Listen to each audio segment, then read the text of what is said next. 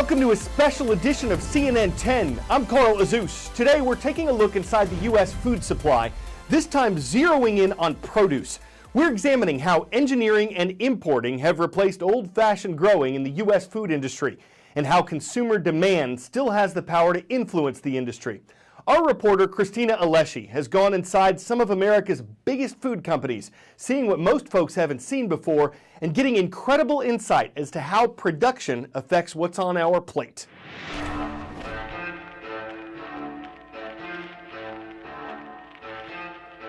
Salad.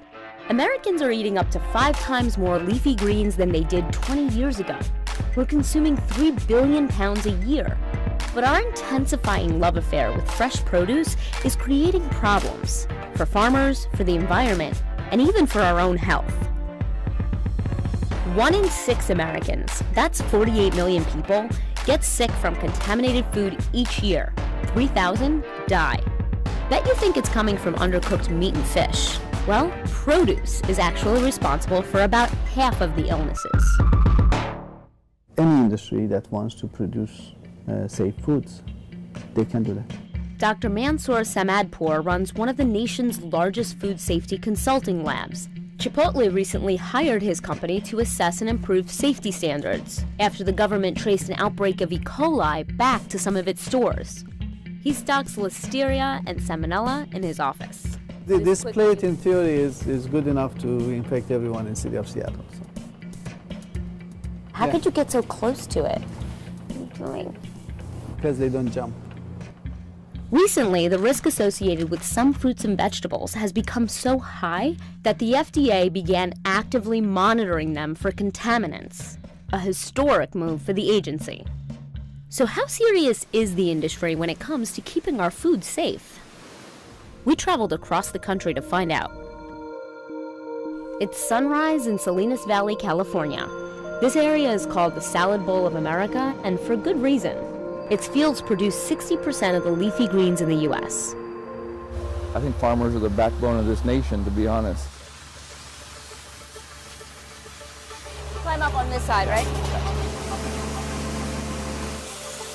So this is water that did this? That cut this? Yeah, so it's a water knife with extreme amount of pressure. We're trying to attract better workers and a better working environment for our employees. Dirk's family has been farming this land for 4 generations. The amount of work that goes behind one head of lettuce is tremendous, and the basic consumer has no idea the intensity and the dedication to a 10-acre block of romaine.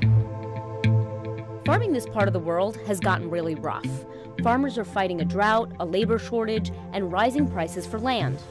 Even some insiders say the industrial process is pushed to the brink. The president of Campbell's Fresh is one of them. What is the state of the food system? I would say that it's highly stressed.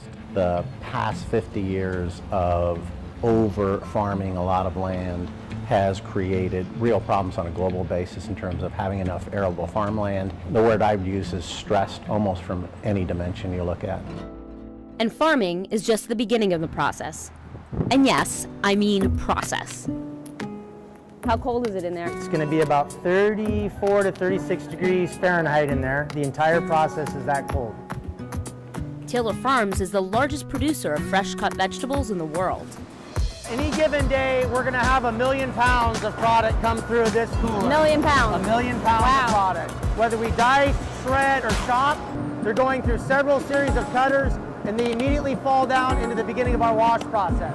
It kills gram-negative bacteria, which is the bad stuff. So E. coli, Salmonella, and Listeria. Taylor spent millions on the so-called smartwash system after spinach from another California company caused 200 people to get sick and killed 3. We can't eliminate it. There's no kill step in our industry yet because it's still a fresh product, so you can't cook it or microwave it or do something like that. How much of a setback was the outbreak in 2006 of E. coli? I think that was a wake-up call. Beyond the human costs, it was a $350 million setback for the industry. The current assumption is that the food is safe till proven otherwise. And we have made a lot of people sick over the years. You may be asking, how does a bacteria like E. coli or Salmonella end up in your leafy greens? It could be a variety of ways, but the most common answer is waste. Manure is used to fertilize crops. Animals, like rodents or birds, pick up the bacteria and then carry it into produce fields. People really need to kind of understand what they are eating, where it has been grown. You're planning to travel to a country and they say, when you go there, don't eat salads and don't drink water. And then you find out that your salad is coming from that place.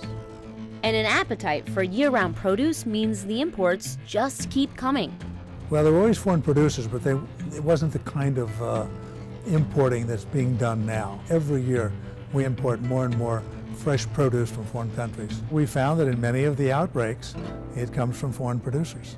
The government is trying to hold foreign producers to a higher standard with the Food Safety Modernization Act, or FSMA, the most significant food safety law in 70 years. The bill sets guidelines for how companies should prevent and respond to contamination. Sounds great. The problem? Funding. How much more does the FDA really need to do its job right? Much more than what they have been asking for. How much more? I would say they need probably minimum 10 times more resources. 10 times more resources. The agency says it needs about $170 million more. A lack of money and people might be one of the reasons the FDA has stopped short of requiring routine government inspections of farms, according to critics. Instead, it relies on third-party auditors. But the agency says the new law gives the industry an accountability that didn't exist before. The goal, it says, is getting safer food to you. But with 48 million people getting sick each year and an estimated $77 billion in costs, the price of failure is high. Fresh food. It's what everyone wants to eat more of and the key to a healthy diet. And technically, it's supposed to make shopping more simple. There isn't a laundry list of ingredients on a bag of carrots, right? But sometimes shopping for raw ingredients could actually be more confusing than buying the packaged and processed stuff. So let me break it down for you. After reporting raw ingredients, people said, great, now that you've scared us, what can we buy that's safe in the grocery store? Should you buy organic produce? Well, it kind of depends. The government tracks chemical residues on our fruits and vegetables. The worst culprits? Apples, berries, cucumbers, and spinach. It might be worth paying a premium for those, or you could stick to fruits and vegetables that have fewer chemical deposits. Think onions, sweet corn, cabbage, and eggplant. The cleanest? Avocados. There is an emerging alternative, hydroponics, growing produce without soil, which is supposed to be much cleaner than an open field. Fish, you want it low in contaminants and high in omega-3s, the good fatty acids. Seafood like mackerel, shrimp, and wild salmon. Or look for pole-caught fish. Those tend to be younger, so they've spent less time exposed to toxins. But what if your local store only stocks farm-raised salmon? Those can be higher in industrial chemicals stored in fish fat, but experts say you can remove most of the bad stuff by trimming away or cooking off the fat. But enough with the veggies and fish. How about the meat?